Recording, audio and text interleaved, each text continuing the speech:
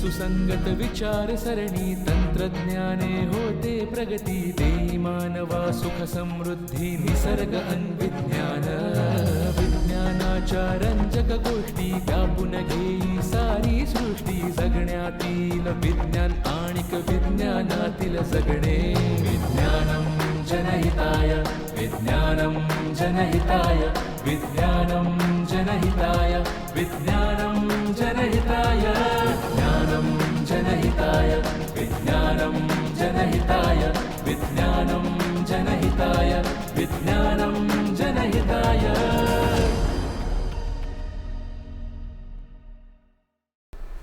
नमस्कार. विज्ञानम जनहिताय या कार्यक्रमामध्ये आपलं सर्वांचं सहर्ष स्वागत.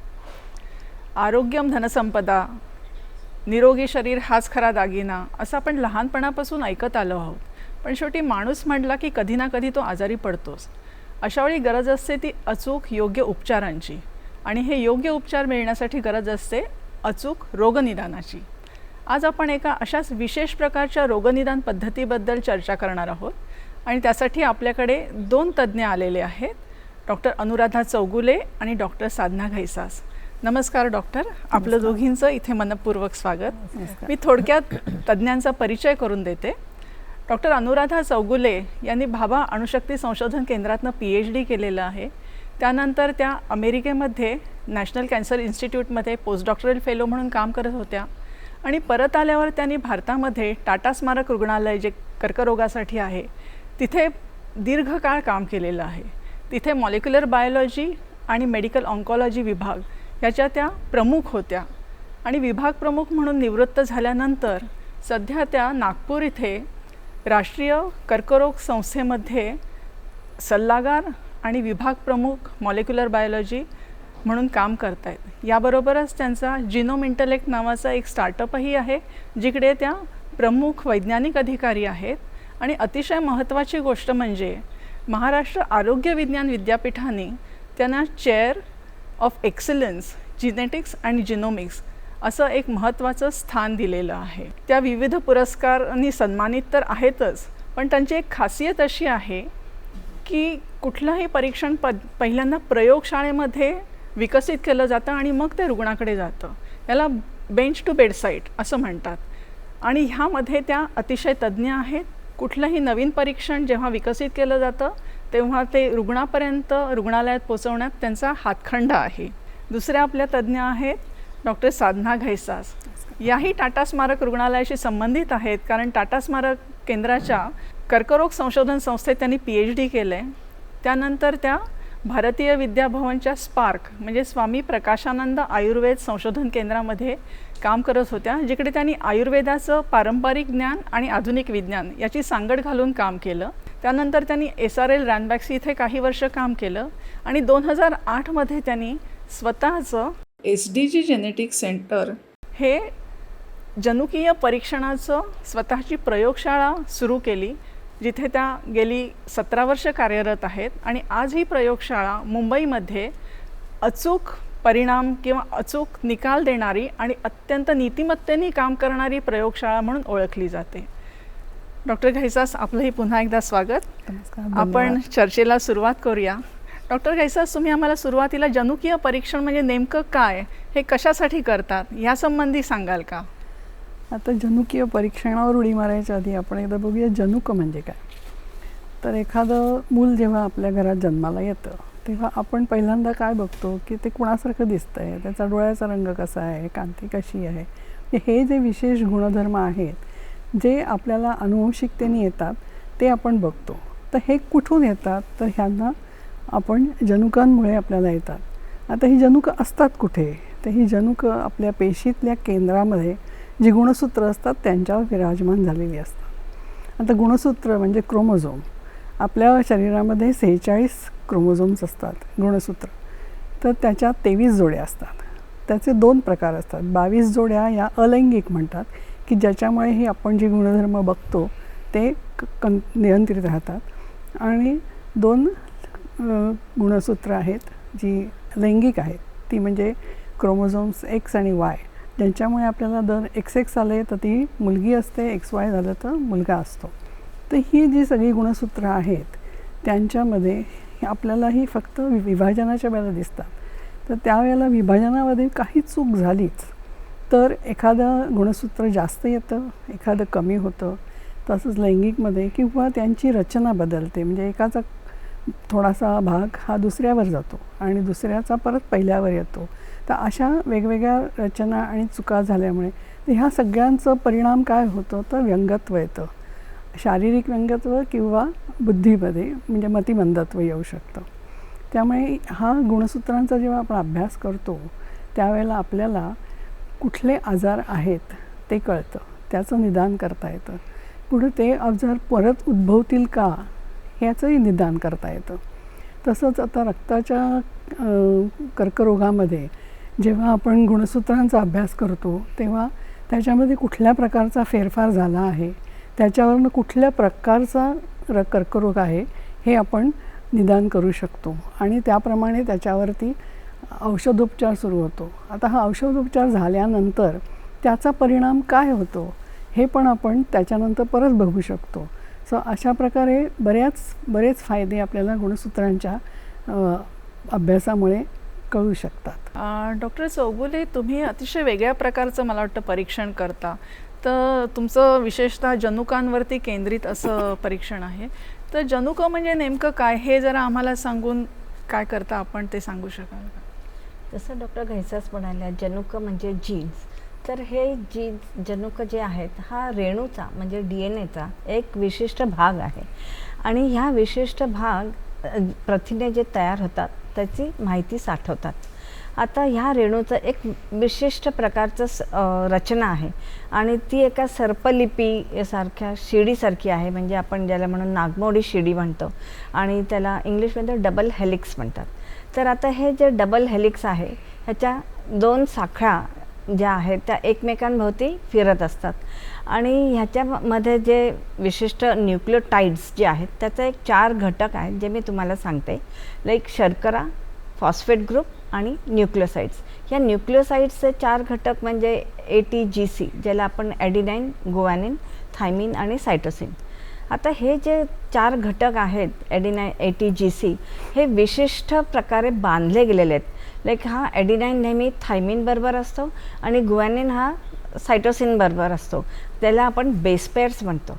आता हे जे बेस पेअर्स आहेत ते एक लांब साखळी तयार करतात आणि ही जी लांब साखळी आहे ती एका सांकेतिक लिपीमध्ये म्हणजे त्याला आपण सिक्वेन्सिंग म्हणतो, त्या सांकेतिक लिपीमध्ये हे आढळून येतात. आता दुसरं असं आहे की ही जेव्हा सांकेतिक लिपी तयार होत असते तेव्हा त्याचे जे पुढची म्युटेशन्स असतात ते आपल्याला दिसू शकतात. आणि हे म्युटेशन्स कधी दिसतात तर काही पेशी जेव्हा त्यांचं विभाजन होत असतं तेव्हा उत्परिवर्तन होत असतं. आता हे उत्परिवर्तन पुन्हा 2 भागाचे असतात. एक असतो जननिक उत्परिवर्तन आणि दुसरा आहे कायिक परिवर्तन. आता आपण थोडं जननिक परिवर्तनाबद्दल बोलूया. आता हे जननिक परिवर्तन आहे ते 10% जवळजवळ आई किंवा वडिलांकडून येत असतात. नेहमी आई वडिलांकडूनच येत असतात, पण 10% जे आहे हे कर्करोगामध्ये दिसून येतात आणि काही जे आहे ते आपल्याला जननिक जर्मलाईन म्हणायचं झालं तर ते थॅलेसिमिया किंवा सिकल सेल ह्याच्यामध्ये दिसतात. विशिष्ट प्रकारे आपण जर जननिक कर्करोगाबद्दल बोलायचं झालं, जसं काही breast cancers, ovarian cancers, pancreatic cancers किंवा प्रॉस्टेट कॅन्सर्स हे बहुधा जर्मलाईन म्हणजे जननिक उत्परिवर्तन असतात. पण 90% जवळजवळ कायिक परिवर्तन असतं ज्याला आपण सोमॅटिक म्युटेशन्स म्हणतो आणि हे ओळखायचं अतिशय अवघड असतं. त्यामुळे ही जी रचना आहे लाईक RNA हा जो एक विशिष्ट DNAचाच एक भाग म्हणला जातो आणि तो फारच महत्त्वाचं काम करत असतो. म्हणजे जे आपले नवीन प्रथिनं तयार होतात तो DNAकडून माहिती कॉपी करतो, त्याला आपण ट्रान्सक्रिप्ट म्हणतो आणि मग पुढे हे ट्रान्सक्रिप्ट जेव्हा प्रथिनामध्ये तयार होतं तर ते मेसेंजरसारखं काम करतो आणि पुढे प्रथिनाकडे पाठवतो. आता ह्या सगळ्या रचनेला एक सेंट्रल डॉग्मा किंवा आण्विक मॉलिक्युलर जीवशास्त्र असं म्हणतात, म्हणजे DNA to RNA to protein. आणि जसं म्हटल्याप्रमाणे काही पेशींच्या विभाजनाच्या वेळेला हे उत्परिवर्तन होत असतात आणि ह्याचा सगळा अभ्यास म्हणजेच रेणवीय स्तरावरती रेणविक शास्त्र आपण त्याला म्हणतो. विज्ञानम जनहिताय. आपण असं म्हणू शकतो की जनुकीय परीक्षणाचे 2 भाग आहेत. एक म्हणजे गुणसूत्रांचं परीक्षण आणि प्रत्यक्ष जनुकांचं परीक्षण. तर डॉक्टर घैसास, तुम्ही आम्हाला पहिल्यांदा गुणसूत्रांचं परीक्षण तुम्ही कसं करता त्याबद्दल थोडी माहिती द्या ना. तर गुणसूत्राचं परीक्षण करण्यासाठी वेगवेगळे नमुने घ्यायला लागतात. म्हणजे उदाहरणार्थ रक्त असतं, अस्थिमज्जा म्हणजे बोन मॅरो, किंवा गर्भजल परीक्षा म्हणजे ॲमनिओटिक फ्लुइड, किंवा गर्भपात झाल्यानंतरसुद्धा त्यातल्या आम्ही पेशी घेऊन त्यांचंसुद्धा कॅरिओटायपिंग म्हणजेच करतो. तर हे करण्यासाठी एक वेगळी पद्धत आहे. म्हणजे आधी आम्हाला प्रयोगशाळेमध्ये हे सगळे पेशी या वाढवाव्या लागतात आणि प्रत्येक पेशीला वाढवण्याचं एक वेळ असते. तर रक्तासाठी आम्हाला 72 तास वाढवावे लागतात, किंवा बोन मॅरोसाठी आम्हाला 24 किंवा 48 तास करावं लागतं. तसंच गर्भजलासाठी साधारण 12 ते 13 दिवस आम्हाला ते वाढवावं लागतात. आता हे असे वाढवल्यानंतर आपल्याला गुणसूत्र मिळण्यासाठी त्यांचं विभाजन थांबवावं लागतं. त्याच्यासाठी मी कॉल्चिसिन म्हणून एक केमिकल आहे ते घालतो आणि त्याच्यामुळे विभाजन थांबतं. आता हे विभाजन थांबलेल्या ज्या पेशी आहेत त्या आम्हाला थोड्याशा फुगवाव्या लागतात. त्या फुगवल्या की त्या परत पुन्हा फिक्स करायला लागतात आणि हे फिक्स केलेले जे आहेत त्यांचा आम्ही परीक्षणासाठी उपयोग घेतो. त्याच्यासाठी काय करतो की थंड केलेल्या काचपट्टीवर म्हणजे स्लाईडवरती आम्ही त्याचे 1-2 असे ड्रॉप 1 ते 1.5 फूट उंचावरनं टाकतो. त्याच्यामुळे काय होतं, हे फुगलेले सेल्स आपले पेशी ज्या आहेत त्या फुटतात, त्याचं केंद्रकही फुटतं आणि मग आपल्याला गुणसूत्र मिळतात. ही गुणसूत्र आपल्या स्लाईडवर फिक्स होतात. मग त्याला आम्हाला स्टेन करावं लागतं. एक जिम्सा स्टेन आहे तोही करावं लागतं. ते घेतल्यामुळे काय होतं, फिकट आणि डार्क रंगाचे पट्टे तयार होतात म्हणजे बँड्स तयार होतात आणि हे त्याचा एक आकृतिबंध तयार होतो. हा जो आकृतिबंध आहे तो प्रत्येक गुणसूत्राचा वेगवेगळा असतो. त्यामुळे त्याचं परीक्षण केल्यानंतर आम्हाला कळतं की कुठल्या गुणसूत्रामध्ये काही प्रॉब्लेम आहे का, की कसं आहे की हे आपल्याला निदान करता येतं. तर अशा दृष्टीने पण ह्या सगळ्यामध्ये खूप वेळ जातो. पण त्याच्या व्यतिरिक्त आणखीन दुसरी एक पद्धत आहे ती म्हणजे आहे fish fluorescent in Situ hybridisation. So त्याच्यामध्ये काय असतं की फ्लोरोसंट डाय हा आपल्या गुणसूत्रांवर जाऊन चिकटतो आणि मग त्याचं आपण परीक्षण केल्यानंतर आपल्याला समजतं की तो गुणसूत्र किती प्रमाणात आहे, 1 आहे, 2 आहेत, 3 आहेत किंवा काय आहे ते बघता येतं. फक्त ह्या पद्धतीमध्ये काय असतं की आपण सगळे 46 गुणसूत्र बघू शकत नाही, तर ठराविकच बघू शकतो. हा एकच त्याचा ड्रॉबॅक आहे. डॉक्टर चौगुले, मला सांगा, ही जी गुणसूत्र परीक्षणाची पद्धत आहे तशीच तुमची ही पद्धत आहे रेणवीय परीक्षणाची का काही वेगळी, आणि कुठले नमुने तुम्ही घेता परीक्षणासाठी? रक्त, गर्भजल वगैरे हे नमुने तुम्हीही घेता का काही वेगळी पद्धत आहे? आता सांगायचं झालं, जसं मी मगाशी उत्परिवर्तनाबद्दल बोलले, तर ह्या उत्परिवर्तनाचे बरेच काय वेगवेगळे प्रकार आहेत. जसं ज्याला आपण म्हणू पॉईंट म्युटेशन, म्हणजे एखादा न्यूक्लियोटाईड जो असतो तो इकडून तिकडे फिरतो, किंवा डिलिशन असतो जो मध्येच घायाळ होतो, किंवा जो तुम्ही म्हणाल इन्सर्शन, जो एखाद्या त्या सांकेतिक लिपीमध्ये नवीनच येऊन उभा राहतो. तर असे जे हे वेगवेगळे म्युटेशन्स किंवा उत्परिवर्तन ओळखायचे असतील तर आपल्याला त्या DNA किंवा RNAच्या एक्स्ट्रॅक्शनमध्ये जावं लागतं. आता हे DNA RNA एक्स्ट्रॅक्शन आपण वेगवेगळे त्याचे नमुने घेऊ शकतो. जसं रक्त आहे किंवा थुंकी आहे किंवा तुमचं गर्भाशयाचं अमनिओटिक फ्लुइड म्हणतात, किंवा कॅन्सरमध्ये सॉलिड ट्यूमरमध्ये अर्बुद ट्यूमर ह्याच्यापासून जे आपण FFP ब्लॉक बनवतो त्याच्यातून सुद्धा आपण हा रेणू आणि RNA हे एक्स्ट्रॅक्ट करू शकतो आणि त्याच्यावरती पुढे आपण वेगवेगळ्या पद्धतीने आपण त्याचे उत्परिवर्तन ओळखू शकतो. आता हे उत्परिवर्तन ओळखायचं म्हणजे एक पॉलिमरेज चेन रिॲक्शन हे बेसिक तंत्र आहे, जे केरी म्युलिस या नावाच्या संशोधकाने तयार केलेली ही पॉलिमरेज चेन रिॲक्शन आहे. आता ह्याच्या पुढचं जे आधुनिक जी आहे त्याला आपण रिअल टाईम PCR म्हणतो. आता ह्या रिअल टाईम PCR सुद्धा एक प्रकारचा फ्लोरोसेंट डाय वापरला जातो आणि ते ओळखण्यासाठी एक विशिष्ट प्रकारचं उपकरण असतं.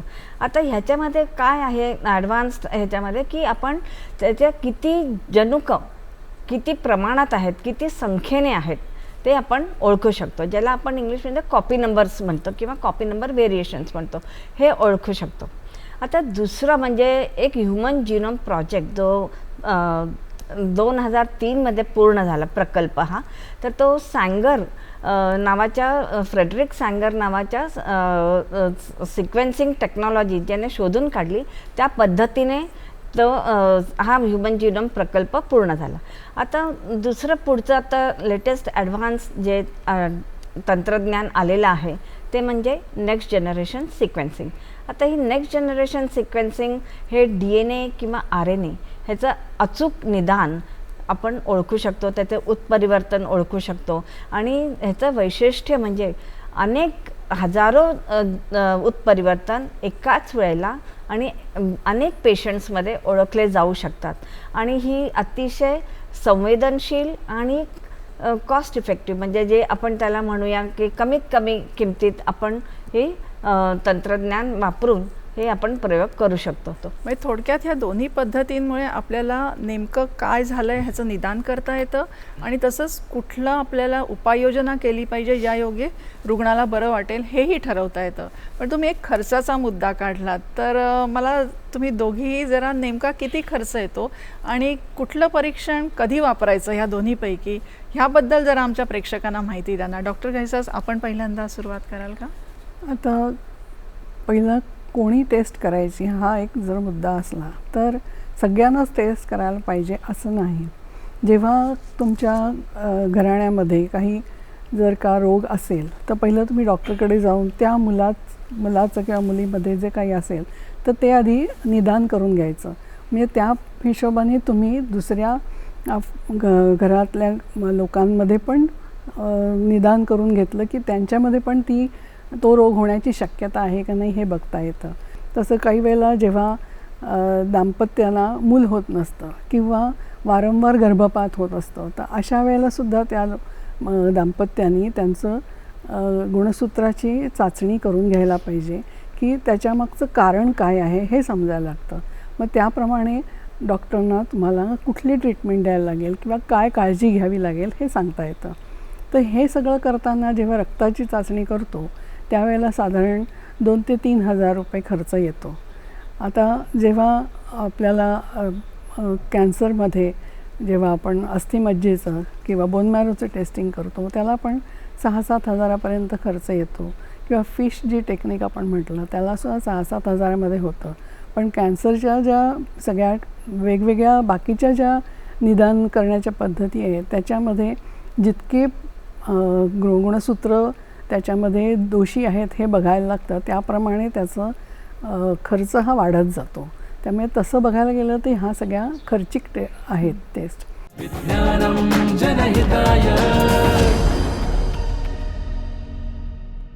डॉक्टर चौगुले मला तुम्ही सांगा की तुम्ही जे विविध पद्धती सांगितल्यात त्याला खर्च किती येतो आणि कधी त्या नेमक्या वापरणं योग्य असं तुम्ही सल्ला द्याल?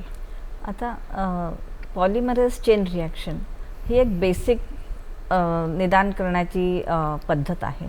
आता त्याच्यामध्ये ॲडव्हान्स होत गेलेला आहे की काही विशिष्ट जनुकं ओळखायची असतील पण जसं सँगर सिक्वेन्सिंग आहे किंवा NGS आहे किंवा रिअल टाईम PCR आहे हे नेहमी डॉक्टरांच्या सल्ल्यानेच आपण त्याचं निदान करून घेतलं पाहिजे. तर दरवेळेला जेव्हा 3-3 महिन्याने जेव्हा ह्या चाचण्या रिअल टाईम PCRने होतात तेव्हा त्याचे कॉपी नंबर बघितले जातात आणि त्याची संख्या कमी होती आहे का वाढती आहे त्याच्यावरती ठरतं की हा पेशंट ट्रीटमेंटला रिस्पॉन्ड करत आहे का नाही करत आहे. तर ही एक रिअल टाईम PCRची पद्धत आहे ज्याच्यासाठी नियरली 5,000 ते 6,000 खर्च येतो. पण जसं सँगर सिक्वेन्सिंग म्हटलं आजकाल ही थोडी मागे पडली आहे पण तरी काही एखादं जीन जर ओळखायचं असेल त्याच्यात काही नवीन संशोधन करायचं असेल तर तिथे ही तंत्रज्ञान वापरलं जातं आणि ह्याची पण किंमत जवळजवळ 5,000 ते 6,000 एवढीच असू शकते कारण का जर आपल्याला वेगवेगळे जनुकं ओळखायचे असतील तर.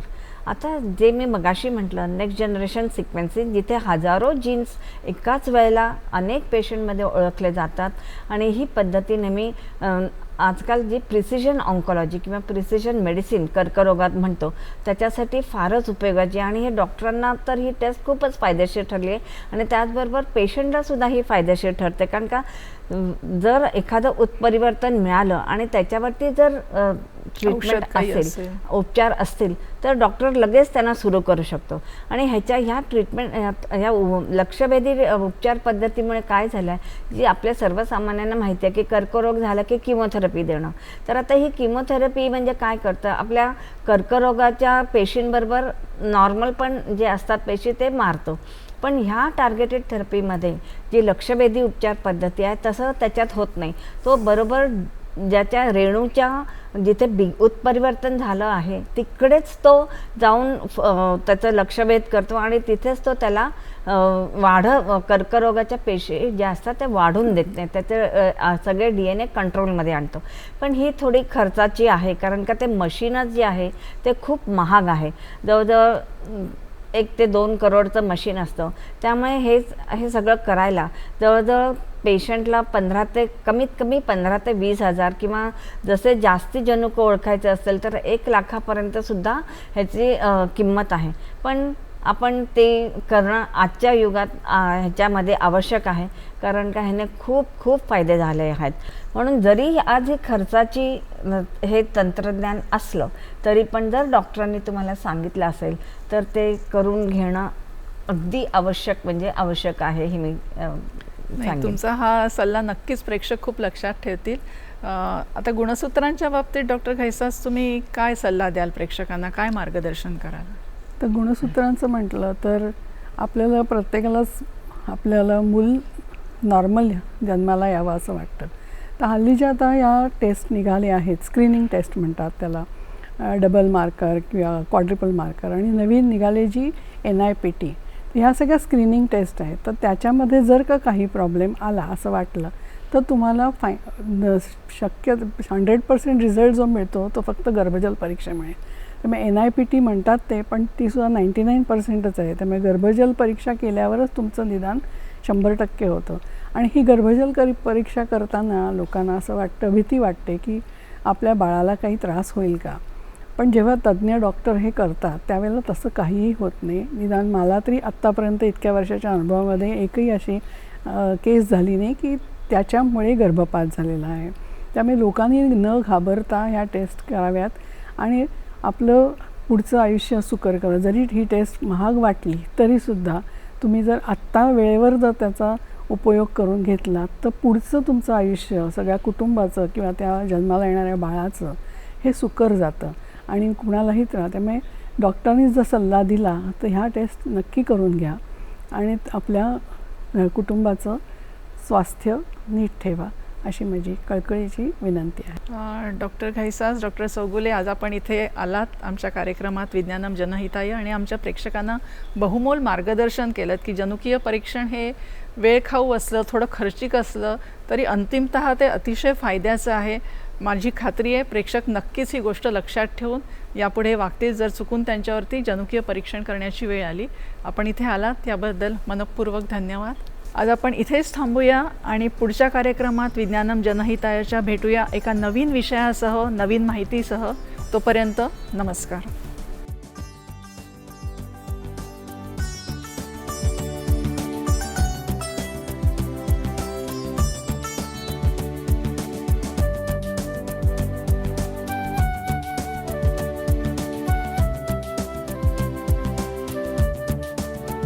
विज्ञानं जनहिताय,